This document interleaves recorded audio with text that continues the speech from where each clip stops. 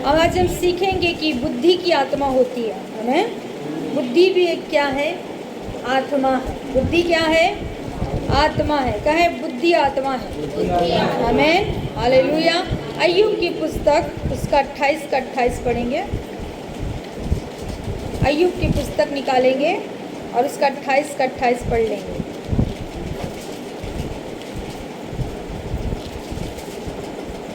तब उसने मनुष्य से कहा, हाँ, देख प्रभु का भय मानना हाँ, यही बुद्धि है और बुराई से दूर रहना हाँ, यही समझ है। आमीन, हालेलुया। क्या लिखा है अय्यूब 28:28 में? फिर से पढ़ें। तब उसने हाँ, मनुष्य से कहा, क्या कहा? देख प्रभु का भय मानना क्या है? बुद्धि है और बुराई से दूर रहना यही समझ है। आमीन। तो क्या है बुद्धि? परमेश्वर का भय मानना ही क्या है? बुद्धि है। आमीन। ये बुद्धि आपको कॉलेज में नहीं मिलेगा, ये बुद्धि आपको एजुकेशन में नहीं मिलेगा, ये बुद्धि आपको डिग्री में नहीं मिलेगा और ये संसार की चीज़ों में आप नहीं पाओगे। आमीन। परंतु परमेश्वर का वचन साफ कहता है कि परमेश्वर का भय मानना ही क्या है? और बुराई से समझ। आमीन, हालेलुया, हालेलुया।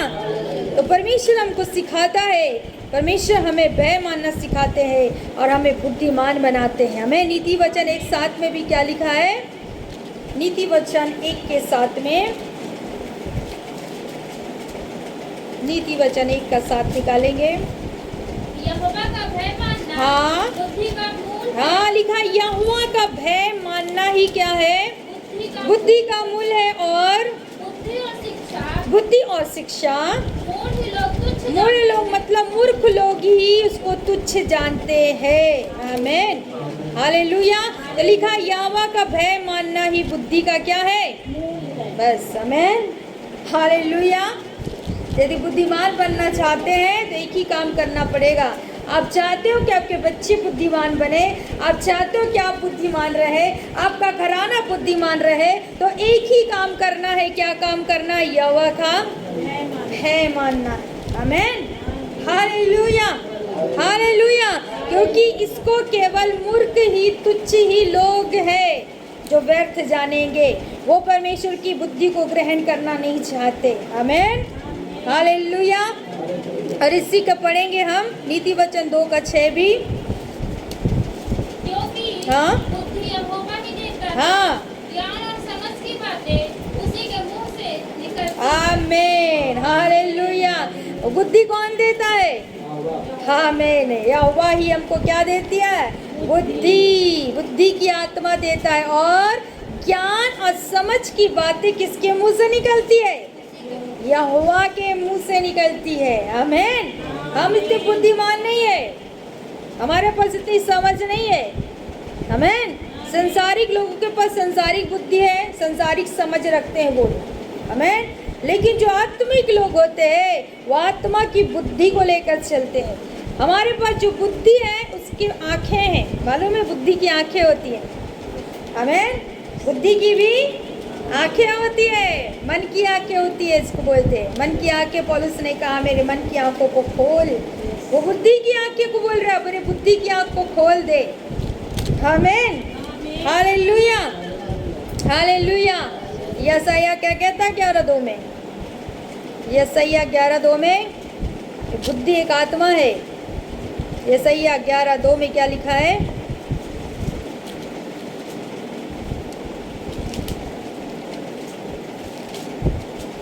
यशायाह 11:2 का पढ़ेंगे। क्या लिखा है बुद्धि के विषय में? क्या लिखा है?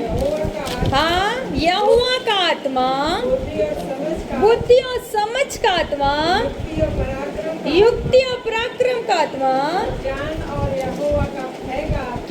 यहोवा का भय का आत्मा। आमीन। कितने प्रकार की आत्मा है? पहली आत्मा किस क्या है इसमें? यहोवा का आत्मा। और दूसरा बुद्धि का आत्मा है, समझ का आत्मा है और युक्ति का आत्मा है, पराक्रम की आत्मा है और ज्ञान और हाँ, ज्ञान की भी आत्मा है, सब कुछ है यहाँ। एक आत्मा है ये, क्या है ये? आत्मा है जो परमेश्वर देता है। कौन देता है? परमेश्वर देता है। संसार में नहीं मिलेगा, आपकी डिग्री से नहीं पा पाओगे। अच्छा एजुकेशन करके, अच्छी पढ़ाई लिखाई के अच्छे पोस्ट पाकर आप इसे नहीं पा सकते। आमीन, हालेलुया। जो नीति वचन जो पढ़ते हैं वो बुद्धिमान बनते हैं, वचन में लिखा है। आमीन, क्योंकि जो बुद्धि को खोजेगा वही उसको पाएगा। जो परमेश्वर को खोजता है वो बुद्धि को पाता है। कई लोग बोलते हैं हमारे बच्चों के लिए प्रार्थना करो कि वो बुद्धिमान बन जाए। आमीन, लेकिन अपने बच्चों को नहीं सिखाते कि खुदा का भय मान तो बुद्धिमान हो जाएगा। प्रार्थना कर दो तो बुद्धिमान हो जाए, प्रार्थना कर दो तो सफल हो जाए, नहीं मिलेगा। हालेलुया, क्योंकि जो परमेश्वर का भय मानते हैं वही बुद्धिमान है। क्योंकि बुद्धि एक आत्मा है, समझ है आत्मा है, और जिसके पास ये आत्मा है वही सबसे बुद्धिमान है। उसका घर बुद्धिमान उस चट्टान पर बना है जिसके पास परमेश्वर का आत्मा, बुद्धि की आत्मा है, समझ की आत्मा जिसके पास है। उसने अपने घर को कहाँ बनाया है? चट्टान पर बनाया है। अपनी बुद्धि से बनाकर अपने समझ के अनुसार आप चल रहे हो तो आप रेत पर चल रहे हो। और कब आंधी आएगा, कब तूफान आएगा और कब वो खिसकेगा पता ही नहीं चलेगा। आमीन, हालेलुया, हालेलुया, हालेलुया। तो ये सारी आत्माएं जब एक मनुष्य के अंदर रहती है तो क्या होता है? आमीन, वो बुद्धिमान बन जाता है, अलौकिक मनुष्य बन जाता है। आमीन, हालेलुया। क्योंकि परमेश्वर ने हमको जो शरीर दिया है, जो देह दी है, उसके अंदर एक आत्मा है। आमीन, और जब उस आत्मा में अंदर ये सारी चीजें आ जाती है तो व्यक्ति साधारण व्यक्ति नहीं रहता। वो साधारण व्यक्ति नहीं रहता, वो एक अलौकिक व्यक्ति, सुपरनेचुरल व्यक्ति बन जाता है। आमीन। तो ये बात जब आप सीख लोगे, यहोवा का भय मानना सीख लोगे, यहोवा का भय मानकर चलना सीख जाओगे, तो ये सारी आत्माएं आपके अंदर निवास करती है। आमीन, हालेलुया। ये सारी आत्माएं एक विश्वासी के अंदर रहती है, परंतु ना जानने की वजह से, मेरे ज्ञान ना होने की वजह से मेरी प्रजा नाश हो गई है। हालेलुया। ये सारी बातें एक व्यक्ति के अंदर परमेश्वर ने भली बाती डाला है। आमीन। आदम कैसे बना था? बुद्धिमान। हालेलुया। आदम बुद्धिमान था। कैसा था? परमेश्वर ने आदम को मनुष्य रीति से नहीं बनाया, अलौकिक बनाया था, बुद्धिमान बनाया था। बनाया था कि नहीं बनाया था? इतना बुद्धिमान था आदम कि जितने भी जीव जंतु पशु पक्षी सबका नाम किसने रखा? जिस नाम से आज हम जानते हैं उसका नाम आदम ने रखा, और वही नाम आज सब लोग जानते हैं। हाथी को बंदर नहीं बोल सकते, बंदर को हाथी नहीं बोल सकते, क्योंकि रख दिया गया, उसको बोल दिया गया। और आदम इतना बुद्धिमान था, परमेश्वर ने इतना बुद्धि दी उसको कि सब बातों को जानता था। आमीन। और यही नहीं, आदम को परमेश्वर ने अदन की वाटिका में क्यों रखा? ताकि वो अदन की सारे चीज़ों को अपने नियंत्रण में रखे, हर व्यवस्था को सही तरीके से देखे, उसका संचालन करे। आमीन। उत्पत्ति 2:10 पढ़ेंगे। उत्पत्ति 2:10।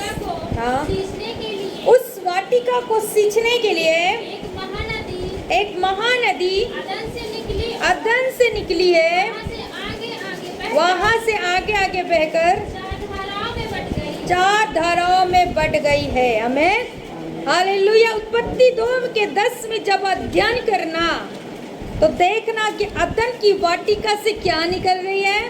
नदी। क्या निकल रही है? नदी। वो भी 4 दिशाओं में बट रही। तो क्या आप सोच सकते हैं, अमेजिंग कर रही है, क्या अदन की वाटिका छोटा है? क्या एक छोटी जगह से नदी बह सकती है? क्या वो 4 धाराओं में विभाजित हो सकती है? नहीं हो सकती। आमीन, हालेलुया। मतलब अदन की वाटिका छोटी, जहाँ से 4 धारा निकल कर बह रही है, वो छोटी हो ही नहीं सकती। इतना बड़ा अदन का वाटिका बगीचा किसके हाथ में है? आदम के हाथ में। और क्या क्या है इस बगीचे में? नदी बहती है 4 धाराओं में। और पहली धारा का नाम फिसोन है। हाँ। यह वही है जो कबीला के हाँ। सारे देश को जहाँ सोना मिलता है हाँ। घेरे हुए है। आमीन। परमेश्वर ने इस नदी को निकाल कर सोने तक पहुंचा दिया। खुदा कहता सोना भी मेरा, चांदी भी मेरा। हमें तो सोना किसने बनाया? मनुष्य ने, वैज्ञानिकों ने। किसने बनाया सोना? परमेश्वर ने बनाया। और कहाँ रखा? देखो नदी यहाँ बह रही है, जहाँ जा रही है उस सोने की खान के पास से होकर बह रही है। आमीन। इस भूमि के नीचे परमेश्वर ने सोना लगा कर रखा है। आमीन। हालेलुया। सोने की खान बोलते हैं ना। आमीन। आगे क्या लिखा है? उस देश का सोना, उस देश का सोना कैसा है? चोखा, मतलब शुद्ध सोना। वहाँ मोती और क्या है? सुलेमानी पत्थर। हाँ, वहाँ बहुमूल्य पत्थर भी परमेश्वर ने रखा। मोती और सुलेमानी पत्थर, कीमती पत्थर किसने रखा? परमेश्वर ने रखा धन की वाटिका में। और दूसरी नदी का नाम क्या है? हाँ। यह वही है जो हाँ। उसके सारे देश को हाँ। घेरे हुए है। घेरे हुए, सारे देश को ये नदी घेरे हुए है। और तीसरी नदी का नाम मिकेल है।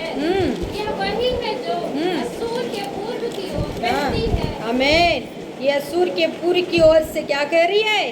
बह रही है। मतलब कि अदन की वाटिका छोटा सा नहीं है। समझ में आ रहा है? जब वचन पढ़ते हैं तो बुद्धि की आत्मा मांगना है परमेश्वर से। खुदा इसे सीखा। आमीन। केवल वचन ऐसे पढ़ के पन्ना मत पलटो। आमीन। उसके बारे में मनन करना है, सोचना है खुदा क्या बातें हैं। आमीन। जब आप खोजना चालू करोगे तो खुदा बताना भी चालू करेगा। आमीन। हालेलुया। और हमने देखा कि अदन की वाटिका छोटी नहीं है। आमीन। तो ये तीसरी नदी तक विभाजन है। कई लोग नदियों के विषय में कोई बोलता है यहाँ से आई है, वो वहाँ से बह रही है, वो वहाँ से निकली है। परंतु वचन, बाइबल इस बात को प्रूफ करता है कि नदी कहाँ से निकली है। आमीन। हालेलुया। नदी कहीं से नहीं निकली, परमेश्वर ने निकाला, परमेश्वर ने बहाया है। आमीन। हालेलुया। तो वाटिका कैसी है? छोटी मोटी। तो इतने बड़े बगीचे को कौन संभाल रहा है? अब आदम को सोचिए, उस बगीचे में संभालने के लिए इस नदी से दूसरी नदी तक जाना है तो कैसे जाएगा? तीसरी तक जाना है तो कैसे जाएगा? उसके पास तो जहाज भी नहीं है, उसके पास तो हेलीकॉप्टर भी नहीं है, उसके पास तो सूट भी नहीं है कि पहन के तैर कर चला जाए। सोचिए कैसे जाएगा वो? क्योंकि अदन की वाटिका छोटी तो है ही नहीं। इतनी बड़ी बड़ी नदियां बह रही, मतलब बड़ा है वो। तो कैसे जाता होगा आदम? सोचिए आप। आमीन। तो उसके पास कौन सी आत्मा है? बुद्धि की आत्मा है। आदम जहाँ बैठा है वहाँ से अपनी बुद्धि की आत्मा से देख लेता है कि नदी के उस पार क्या हो रहा है। आमीन। हालेलुया। हालेलुया। वो जा नहीं रहा है, परंतु अपनी बुद्धि की आत्मा से देख रहा है। आमीन। हालेलुया। और वो बैठकर क्या कर रहा है? सब चीजों को हैंडल कर रहा है। हालेलुया। तो ये परमेश्वर ने आदम को क्या दिया? आदम को बुद्धि की आत्मा दी, जितने बड़े वाटिका को वो संभाल रहा था। आमीन। हालेलुया। और जैसे ही आदम पाप में गिरा, उसकी बुद्धि की आत्मा खिसक गई, उड़ गई, चली गई। आदम अब बुद्धि से, आत्मिक बुद्धि से क्या हो गया? अंधा हो गया।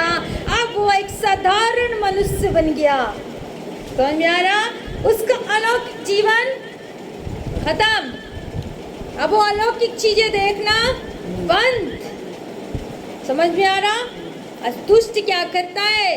लोगों की आत्मिक बुद्धि को छीनने की कोशिश करता है।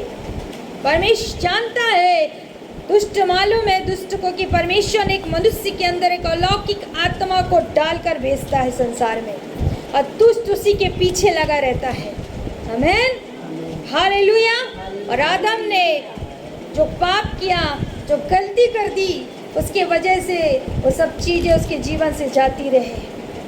अब वो वहाँ पर नहीं रह पाया जो खुदा ने उसको स्थान दिया था।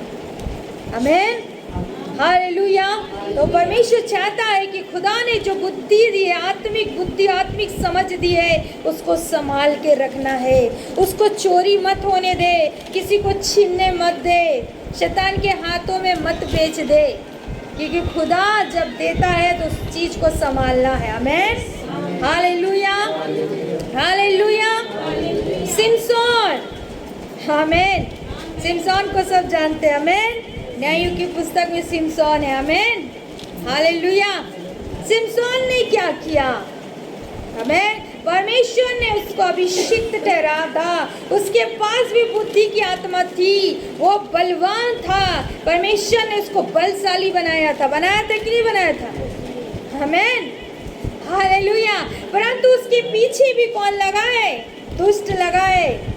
कैसे भी करके सिमसोन के उस आत्मिक जीवन को दुष्ट को छीनना है, कैसे भी करके सिमसोन को हराना है। आमीन। और जब तक सिमसोन पवित्र आत्मा में चलता रहा, जब तक सिमसोन के अंदर पवित्र आत्मा उतरता रहा, परमेश्वर का आत्मा उसे भरता रहा, तब तक वो बलवान था। आमीन, कोई हरा नहीं सकता। सींग को और बालू को बोले शेर को वैसे ही फाड़ देता था। आमीन, हालेलुया। 1000 लोगों को सिमसोन ने एक ही वो लिखा, गधी के एक हड्डी को उठाकर 1000 लोगों को मार दिया। वो इतना बल, ताकत एक मनुष्य के अंदर केवल परमेश्वर की आत्मा के द्वारा। आमीन। तो खुदा जो कहता अपने वचन में ऐसे हमें कि तुम उखाब के समान बनोगे, उखाब के समान उड़ेगे, तो वो वचन गलत नहीं है। खुदा से कहते, खुदा बल क्यों नहीं है, ताकत क्यों नहीं आ रही है, उखाब के समान उड़ क्यों नहीं पा रहे? क्योंकि तुम उस परमेश्वर की बुद्धि में नहीं चल रहे हो। हालेलुया। तुम उस परमेश्वर की बुद्धि में अगुवाई नहीं कर रहे हो, तुम शैतान की अगुवाई में चल रहे हो, अपनी समझ का सहारा ले रहे हो, इसलिए कहीं नहीं उड़ पा रहे हो। आमीन। और दुष्ट तुमको दबाता जा रहा है। हालेलुया। सिमसोन जब तक परमेश्वर की आत्मा में चलता रहा, कोई हरा नहीं पाया। आमीन। बड़ी बड़ी रस्सियों को सिमसोन को बांधा गया, और सिमसोन ने उसको एक छोटे से पतले से धागे के समान उसको तोड़ डाला। और जैसे ही सिमसोन ने एक मूर्खता कर दी, एक दलीला नाम की औरत, एक वेश्या को शैतान ने सिमसोन के लिए इस्तेमाल किया। और जब उसके लाइफ में वो औरत आई, तो सिमसोन का अभिषेक खत्म। आमीन। एक अभिषिक्त पुरुष के पीछे और एक अभिषिक्त स्त्री के पीछे दुष्ट बहुतायत से लगा रहता है। उसका एक ही काम है कि उसको गिरा दो, उसके अभिषेक को गिरा दो, उसको कुछ मत करो, वो तो ऐसी मर जाएगी, वो तो ऐसी मर जाएगा, बस उसके अभिषेक से उसको नीचे गिरा दो, बस काम खत्म। Hallelujah, hallelujah. उस दलीला ने क्या किया? सिमसोन के राज्य को जानकर, जिसे परमेश्वर ने बोला था इसे किसी बताना मत कि सिमसोन तेरे बाल की लठों में सामर्थ है। आमीन। परमेश्वर ने सिमसोन के बाल में सामर्थ्य दी थी, बोला था इसे काटना मत। तो बचपन से ही तू क्या परमेश्वर का हाजिर नाजिर है, परमेश्वर का जन है तू। और सिमसोन को मना किया गया था, बताना नहीं है भेद। एक दलीला नाम की औरत सिमसोन को फैला फुसला कर प्रेम मोहब्बत की जाल में फंसा कर क्या करी? उसके अभिषेक को चोरी कर ली। और जैसे ही दलीला को पता चला, और दलीला ने उसको बड़े प्यार से अपने गोद में सुलाकर सिमसोन के सर के मुंडे कर दिए, उसकी लठों को उसने काट डाला। तो देखें कैसे शैतान काम करता है। हालेलुया। तो बड़ी आसानी से दूसरे सिमसोन को क्या कर दिया, उसके अभिषेक से वंचित कर दिया। और जैसे सिमसोन के बाल कटे, सिमसोन का बल खत्म। अब सिमसोन नहीं रहा, एक समान मनुष्य बन गया। और आए फलिस्ती लोग आए और सिमसोन को ले गए और उसकी आंखों को उन्होंने फोड़ डाला। सिमसोन की आंखों को, अरे वो तो ऐसे ही अंधा हो गया था, अब तो बल भी चला गया, परमेश्वर का आत्मा भी चला गया, वो तो ऐसे भी निहत्था हो गया था, वो कुछ कर ही नहीं पाता उनके लिए। फिर भी उसके बाद भी उन्होंने डर के मारे सिमसोन की आंखों को ही फोड़ डाला। तो शैतान का क्या काम है, सबसे पहले एक विश्वासी की आंख को फोड़ना, एक विश्वासी को अंधकार में डाल देना, एक विश्वासी को गुमराह कर देना और इस हद तक नीचे गिरा देना कि उसको दिखाई ना दे कि उसके सामने क्या हो रहा है। Hallelujah, hallelujah. अपने अभिषेक की रक्षा करे। किसी दलीला को अपने अभिषेक की चोरी मत करने दो। किसी अबाल को, अहाब को जैसे लोगों को अपने अभिषेक की चोरी करने मत दो, क्योंकि जिस दिन ये अपनी लाइफ में आएंगे उस दिन शैतान तुम्हारी आंखों को नोच लेगा, तुम्हारी आत्मिक बुद्धि को अंधा कर देगा। आमीन, हालेलुया, हालेलुया। तो शैतान है जो लोगों को भेजता है अपने लोगों के पास ताकि उसके अभिषेक को चोरी करके आए, उसे पाप में गिरा कर आए। आमीन, हालेलुया, हालेलुया। तो हर एक विश्वासी को ध्यान रखना इस बात का, अपने अभिषेक की सुरक्षा, अपनी आत्मिक आंखों की सुरक्षा करना है कि जिस दिन शैतान ने बंद कर दिया ना, तो परमेश्वर डायरेक्ट दिखाएगा, तुम मरे हुए अपने आप को देखोगे कि तुम मर चुके हो। तो ये मत समझना कि तेरे अंदर जो है संसारिक मृत्यु आ रही है, वो संसारिक मृत्यु नहीं है, वो तेरी आत्मिक मृत्यु है जो खुदा ने दिखाया कि तुम मर गए हो। ये तुम्हारी आत्मिक मृत्यु हो गई कि कहीं ना कहीं तुम अपने अभिषेक को बेच रहे हो, कहीं ना कहीं तुम अपने अभिषेक से छेड़छाड़ कर रहे हो, कहीं ना कहीं तुम परमेश्वर को पीछे रख के अपनी समझ का सहारा ले रहे हो, अपनी बुद्धि का इस्तेमाल कर रहे हो। कर लो, कर लो। हालेलुया।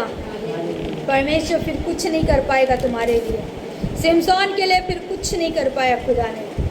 बस एक ही लास्ट, सिमसोन ने बोला लास्ट बार खुदा इतनी ताकत दे दे ताकि ये दुश्मन की सारी सेनाओं को आज मैं यहीं पर ख़त्म कर दूँ। परमेश्वर ने अंतिम प्रार्थना उसकी सुनी और जब सिमसोन ने उस जगह को हिलाया, उस खंबे को हिलाया, तो सब लोग वहीं मर गए, ढेर हो गए। सिमसोन भी उसके साथ क्या हो गया, मर गया, मर गया। वो क्या हो गया, मर गया।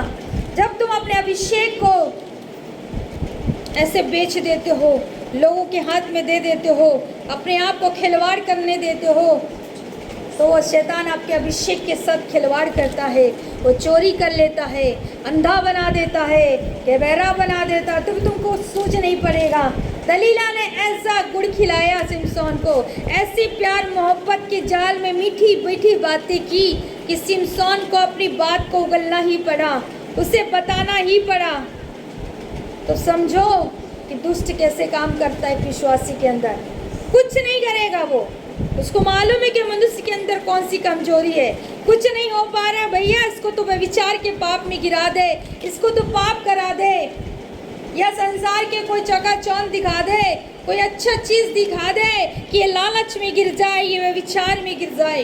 दो ही चीज़ें शैतान के पास, एक लालच और दूसरा व्यभिचार। बहुत आसानी से मनुष्य को वो खींच लेता है क्योंकि मनुष्य इसी के पीछे लगा रहता है, लालच करने में, बड़ा बनने में, दिखावाबाजी करने में, अपने आप को शोबाजी करने में, और दूसरा बात व्यभिचार में। इसी दो बातों में मनुष्य का मन लगा रहता है और शैतान को मालूम इसकी कमजोरी क्या है। सिमसोन के साथ हुआ, गया, खत्म, बुद्धि की आत्मा भंग, सब कुछ खत्म।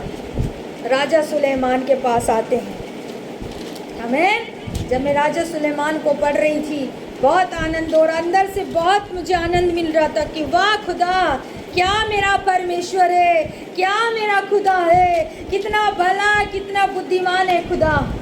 मैं बहुत आनंदित हो रही थी। आमीन। इतना बुद्धि सुलेमान को परमेश्वर ने दिया। कॉलेज गया था बुद्धि प्राप्त करने सुलेमान, डिग्री लाया था, कहीं से कोचिंग करा था क्या? नहीं, केवल एक प्रार्थना ही करी थी, छोटी सी की थी कि नहीं? क्या मांगा खुदा से? समझ दे दे प्रभु।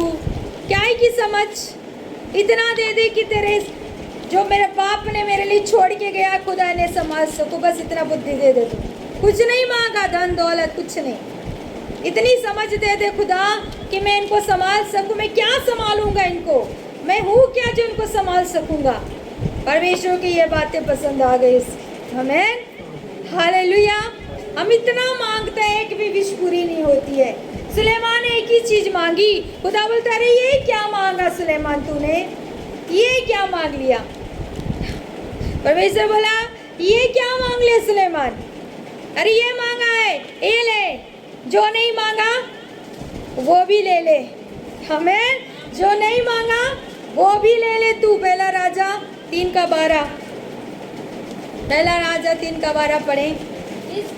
इस कारण बुद्धि और ज्ञान हाँ तुझे दिया जाता है। हाँ मैं तुझे हाँ इतनी धन संपत्ति हाँ और ऐश्वर्य भी दूंगा जितना ना तो तुझसे पहले किसी राजा को मिला और ना तेरे बाद किसी राजा को मिलेगा। आमीन, हालेलुया। सुलेमान क्या मांग लिया? अब क्या दे रहा प्रभु उसको? धन दौलत बुद्धि सांस और सब, ये ले, सब ले ले तू। और तेरे जैसे ना तो कोई हुआ राजा और ना कभी होगा, क्योंकि उसने मुझसे ऐसा कोई नहीं मांगा। आमीन। इतना बुद्धि दिया, इतना, साथ में इतनी धन दौलत संपत्तियां। पूरे सुलेमान की पुस्तक जब पढ़ोगे तो आप दंग रह जाओगे, आपकी आंखें फटी रह जाएंगी। इतना सोना कि उसके सारे घर में, उसके सारे महल में खाली सोना ही सोना था। उसका सिंहासन सोने का है, उसकी थालियां सोने की है। चांदी के लिए वहाँ जगह ही नहीं है। सुलेमान के महल में चांदी के लिए कोई जगह ही नहीं है, सोना ही सोना। और इसको देखने के लिए कौन आ रहा है मालूम है? बाहर से राजकुमार और राजकुमारियां सुलेमान की कीर्ति को सुनकर सुलेमान को देखने आ रहे हैं। कौन आया इससे मिलने के लिए? पहला राजा 11:1 पढ़ेंगे। सीबा की रानी आ रही है। 10:7 भी पढ़ेंगे। सीबा की रानी आ रही है, देखो पढ़ो। पहला राजा 11:1 पढ़े। तब सीबा की रानी सुलेमान की कीर्ति को सुनी तब वह हाँ कठिन कठिन प्रश्नों से उसकी हाँ परीक्षा करने के केवल आई ही नहीं है, उसकी परीक्षा भी कर रही कि सच में क्या ऐसा सुना है मैंने। फिर यरूशलेम को चली हाँ और बहुत भारी दल और हाँ मसालों और बहुत सोने और मणि से लदे हुए ऊंट साथ लिए हुए आई। आमीन। वो खाली हाथ नहीं आ रही है, वो राजा से मिलने जा रही है। वो खाली हाथ नहीं आ रही है, बहुमूल्य अपनी चीजों को भर कर, सोना बहुमूल्य पत्थर से अपने सारे सजा को किसको मिलने जा रही है? सजा सजा लेकर राजा के सामने जा रही है। आमीन। तो ये पद क्या सिखाता है? जब राजा के पास आओ तो भिखारी के जैसे मत आना। आमीन। जब अपने राजा के पास आओ तो भरपूरी के साथ आना। आमीन, हालेलुया। जब राजा से मिलने जाओ तो भिखारी के सामान नहीं आना कभी भी। आमीन, हालेलुया। तो सीबा की रानी खाली हाथ नहीं जा रही है। आगे क्या लिखा है? सुलेमान के पास पहुंचकर उसने अपने मन की सब बातों की विषय बातें की और सुलेमान ने उसके सब प्रश्नों का उत्तर दिया। और कोई बात सुलेमान की बुद्धि से ऐसी बाहर ना रही जो उसे ना बता सके। फिर जब सीबा की रानी ने सुलेमान की बुद्धिमानी और उसका बनाया हुआ भवन और उसकी मेज पर का हाँ भोजन देखा और उसके कर्मचारी हाँ रीत बैठते और उसके टहलुए रीत खड़े रहते हैं क्या और कैसे कैसे कपड़े पहने रहते हाँ हैं और उसके पिलाने वाले कैसे हैं और वे कैसे कपड़े पहने हैं हाँ और वह कैसी चढ़ाई है जिसे वह यहोवा के भवन को जाया करता है। हाँ जब उसने यह सब देखा तो तब वो चकित हो गई। और तब उसने क्या बोला? राजा से कहा, क्या बोला? मैंने तेरे कामों बुद्धिमानी की जो कीर्ति सुनी अपने थी। देश में सुनी वह सच्ची है, वो सच्ची है, परंतु जब तक मैंने आप ही अपने आँख से नहीं देख लिया अपनी आंखों से यह न देखा तो तब तक हाँ। मैंने उनकी प्रतीति न की, नहीं की। परंतु तेरी बुद्धि की हाँ। आधी बढ़ाई भी हो मुझे न बताई गई थी। आमीन, हालेलुया। जो मैंने सुना था राजा अपने देश में तेरे बारे में, वो तो मैं कुछ नहीं सुनी जब तक आंखों से उसका मुझे आधा भी नहीं बताया गया है। जो मैं अपनी आंखों से देख और सुन रही हूँ, जो देख रही हूँ। आमीन। वचन में लिखा तू राजा को उसकी शोभा समेत देखेगी। आमीन, हालेलुया। जब खुदा के पास, अपने राजा के पास जब जाते हो तो ऐसे सम्मान के साथ जाना, तब उसकी खूबसूरती को देखोगे। ऐसा बुद्धि और ऐसा ज्ञान मिला उसको, ऐसा व्यापार करने का बुद्धि मिला, ऐसे उसको बोलना चाहिए। वो अपने बुद्धिमान था कि उसका राज्य काज, उसका व्यापार ऐसे बुद्धिमानी के साथ होता था कि बड़े बड़े लोग आकर उसके सामने झुकते थे। आमीन। ऐसे वो व्यापारी बना कि पूरा राजकाज बदल दिया। आधा देश सुलेमान के हाथों में आ गया। आमीन। तो कौन दिया बुद्धि? सुलेमान की बुद्धि नहीं थी। आमीन। ये सुलेमान की बुद्धि नहीं थी। आप अपनी बुद्धि का इस्तेमाल करके कितना भी व्यापार कर लो, कितनी भी नौकरी कर लो, छोटे ही में रहोगे। आमीन। जो परमेश्वर देना चाहता है और जो परमेश्वर बढ़ाना चाहता है, उन तक पहुंचने के लिए परमेश्वर की बुद्धि चाहिए। आमीन, हालेलुया। खुदा इसलिए देता है ताकि तुम्हारे जीवन को जब लोग देखें तो कहें सच में ये खुदा के लोग हैं, सच में परमेश्वर ने इसे बुद्धि दी है। इसलिए नहीं कि अरे तुम बहुत मेहनती हो, अरे तुम बहुत परिश्रम करते हो, अरे तुम बहुत अच्छे हो, इसलिए नहीं। इसलिए देता है तो कि उस स्वर्ग के परमेश्वर की बढ़ाई करो। आमीन, हालेलुया। पर तो एक गलती हो गई सुलेमान से। क्या हो गया? गलती हो गई। यहाँ पर भी सुलेमान, जब मैं इस पद को जा रही थी तो मैंने बाइबल बंद कर दी। मैंने खुदा बोले आज मैं नहीं पढ़ूंगी। खुदा इतना अच्छा खिलाया तूने, इतनी तेरी बड़ाई मैंने देखी, इसे मैं बाद में पढ़ूंगी, मेरा मन खराब हो जाएगा। आमीन, हालेलुया। अच्छा मैं पढ़ी इसको। आमीन, हालेलुया। तो क्या किया सुलेमान को? क्या हुआ सुलेमान के साथ? सुलेमान ने क्या किया? परमेश्वर ने उसे मना किया था। क्या मना किया था? कि तू विजाती मतलब अपने बाहर अविश्वासी स्त्रियों को विवाह मत। बस एक ही आज्ञा दिया था खुदा ने से, अविश्वासी स्त्रियों को तो विवाह मत करना। परंतु सुलेमान ने वही किया। लास्ट में सुलेमान अविश्वासी स्त्रियों को विवाह कर करके अपने डेरे में ले आया, भर लिया उसने। अनजाती स्त्रियों को ले आया और वही अनजाती स्त्री बाद में सुलेमान को पाप में गिरा दी। वो जो परमेश्वर का भवन था, जहाँ परमेश्वर ने सुलेमान को दर्शन देकर बात किया, वही भवन के बाहर सुलेमान ने बड़े बड़े मंदिर खड़ा कर दिए। वहाँ पर धूप जलाने लगा, वो स्त्रियों को मंदिर बना के दिया, वहाँ पर देवियों की स्थापना हुई। ये बात किसको बुरा लग गया? परमेश्वर को बुरा लग गया। अब बोला खत्म सुलेमान, अब खत्म। इतनी रानी, इतनी रखेलियां हो गई इसकी, सब ने ले जाकर पाप में। जब एक विश्वासी अविश्वासी के साथ जुड़ता है तो उसका यही असर होता है। उसकी आंखें फोड़ देंगे, उसके आत्मिक जीवन को खोखला कर देंगे, परमेश्वर के अभिषेक की चोरी कर लेंगे और तुम्हें मृत्यु के खंडन में फेंक देंगे, जहां से वापसी का कोई रास्ता नहीं है। शैतान का सीधा जाल है, सीधा सीधा सीधा जाल सुलेमान के साथ हुआ। जो मना किया था मत करना, मत लाना, सुलेमान ने वही किया। बुद्धि की बात थी, समझ की बात थी, आज्ञाकारिता की बात थी, परंतु ऐसा फिर आया स्त्रियों ने ऐसा खिलाया, ऐसे सुलेमान को लुभाया कि सुलेमान भूल गया कहाँ परमेश्वर, कौन सा परमेश्वर, कौन सा परमेश्वर। परमेश्वर ने बोला खत्म सुलेमान, तेरा राज्य खत्म, अभी तो नहीं ले रहा, परंतु तू मरेगा, तेरे लोग, तेरे बच्चे, तेरा घर, तेरा व्यापार सब तुझसे छीन लिया जाएगा और दूसरे को दे दिया जाएगा। और ऐसे ही होगा, और ऐसे ही हो गया। जैसे सुलेमान खत्म हुआ, सब खत्म।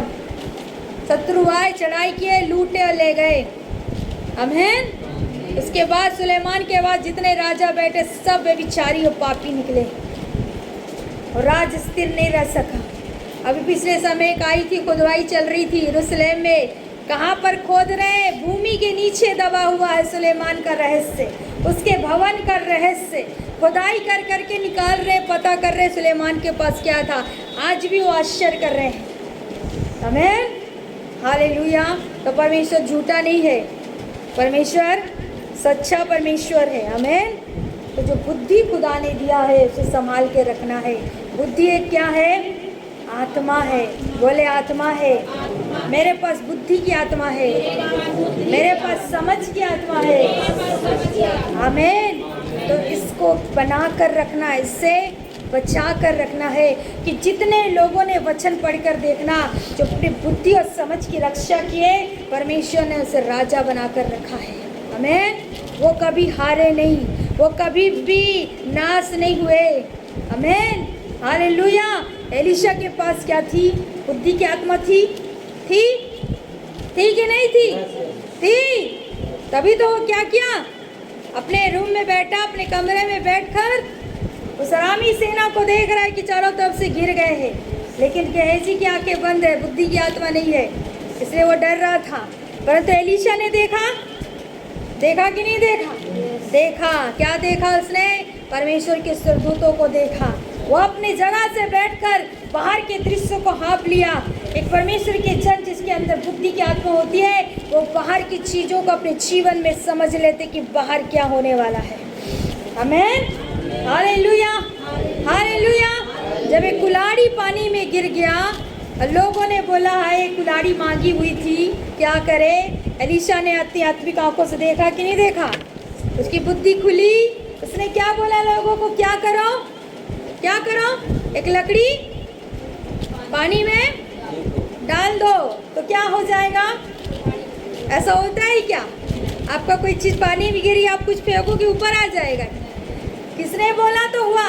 एलीशा ने बोला, क्योंकि उसकी बुद्धि की आत्मा थी। वो देख रहा था कि परमेश्वर उस जगह से कैसे निकाल के देंगे। आमीन। तो जब एक बुद्धिमान के साथ होते, एक बुद्धि में चलते हो, तो कभी लॉस में नहीं हो। याद रखना, तेरा कुल्हाड़ा बड़े पानी में चला गया है, परंतु खुदा बुद्धि देगा उसे निकालने के लिए। आमीन, हालेलुया, हालेलुया, हालेलुया। एलिया के पास बुद्धि की आत्मा थी। आमीन। एलिया और पर्वत पर चढ़कर प्रार्थना कर रहा है, अकाल आने वाला एलिया ने बोल दिया और आ गया अकाल। जब पानी गिरने वाला था, एलिया ने बोला जा देख आसमान की तरफ देख। दौड़ा वो देखने के लिए और आकर क्या बोला? कुछ नहीं दिखता, कुछ बादल साफ है, कुछ नहीं दिखता है। एलिया ने बोला फिर जा, फिर गया, फिर आया, कुछ नहीं दिखता, कुछ नहीं दिखता। आपको कुछ नहीं दिख रहा होगा, अभी बोलेंगे कुछ नहीं हो रहा है, कुछ नहीं दिख रहा है। एलिया बोला फिर जा। तीसरी बार दौड़ा, क्या बोला आके? कुछ नहीं। अरे कुछ नहीं हो रहा है भैया, कुछ नहीं होता है, ये सब बेकार की चीजें हैं, कुछ नहीं होता है। एलिया बोला फिर जा। अब कौन सी बार थी? चौथी बार। एलिया बोला जा देख क्या गया कि नहीं गया? गया। आमीन। ऐसे करके कितने बार भेजा? कितनी बार? 7 बार जाना पड़ा उसको। मिरेकल देखने के लिए इंतजार करना पड़ेगा भैया। एक बार में कुछ नहीं होता, 2 बार में भी कुछ नहीं होएगा, 3 में तो हवा ही नहीं लगने वाला, 4 में तो कुछ दिखेगा ही नहीं, 6 जाते जाते सो जाओगे, पलट जाओगे, भैया मैं अपने घर में ठीक हूँ, ऐसा ही ठीक है, कुछ नहीं होता है। लेकिन 7वें बार जब जाओगे तो क्या दिखा? हाथ भर का बादल दिखा, दौड़ के आया। क्या दिखा है? बोला हाथ भर का बादल दिख रहा है। एलिशा ने बोला घमासान वर्षा होने वाली है। एक हाथ पर का बादल के घमासान वर्षा लेके आएगा। जब तक बादल पूरा काला ना हो जाए तभी पानी गिरेगा भैया, अभी गिरने वाला, भी गिरने वाला। एक छोटा हाथ पर का बादल देखकर आया, बोले एक बादल दिख रहा हाथ भर के, बस इतना ही आया है, इतना ही काला दिख रहा है, नहीं है कुछ। एलिशा ने क्या बोला? हाँ, एलिया ने बोला घमासान बारिश। अहाब को बोल अपने खेत जुतवा, चले जा, कहीं देर ना हो जाए। हुआ कि नहीं हुआ? घमासान बारिश हो गया। कौन सी आंखें खुली थी उसकी? आत्मिक, जो देख रहे थे उसकी आत्मिक आंखें बंद थी, बुद्धि बंद थी। जिनकी बुद्धि बंद है वो बोलते नहीं हो सकता, ये नहीं होगा, कभी नहीं हो सकता, ये तो संभव ही नहीं है। परंतु जिनकी आत्मिक आंखें खुली है वो बोलते घमासान बारिश की आवाज आ रही है, कुछ तो होने जा रहा है। आमीन, हालेलुया, हालेलुया, कुछ तो होने जा रहा है। आमीन। तो ये आत्मिक आंखें हैं जो खुदा अपने लोगों को देता है। आमीन, आमीन। तो क्या मांगना है खुदा से? बुद्धि की आत्मा, समझ की आत्मा। आमीन, आमीन। दानियल के पास क्या था? दानियल के पास कौन सी आत्मा थी? आमीन। दानियल क्या कहता है? दानियल 2 के 18 पढ़ेंगे। दानियल क्या कह रहा है? इस भेद के विषय में हाँ, स्वर्ग के परमेश्वर की दया के लिए यह कहकर प्रार्थना करो कि बेबीलोन के और सब पंडितों के संग दानियल और उसके संगी भी नष्ट न किए जाएं। हाँ।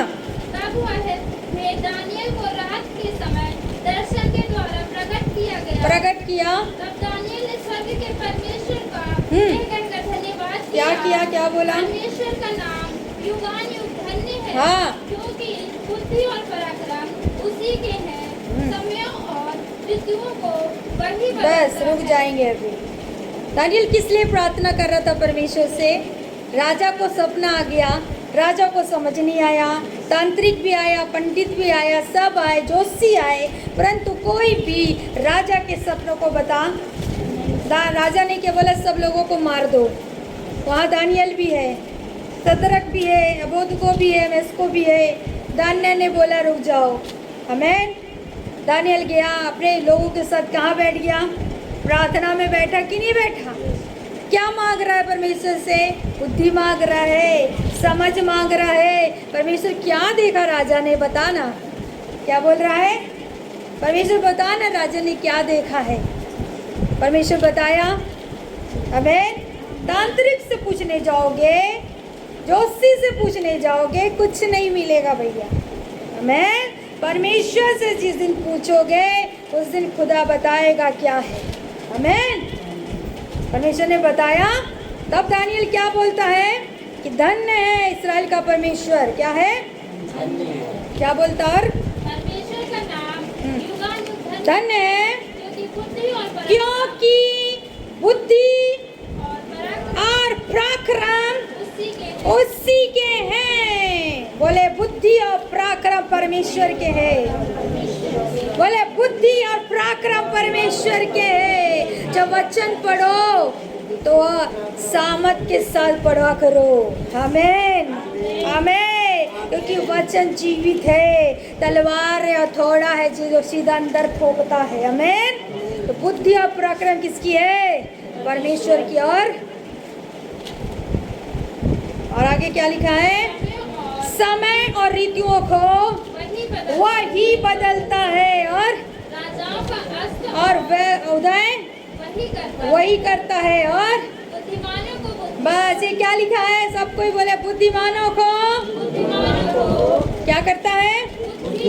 बुद्धि और समझ परमेश्वर देता है, और वही गुण और गुप्त बातों को वही है जो गुण और गुप्त बातों को भी प्रकट करता है। प्रकट करता है। आमीन।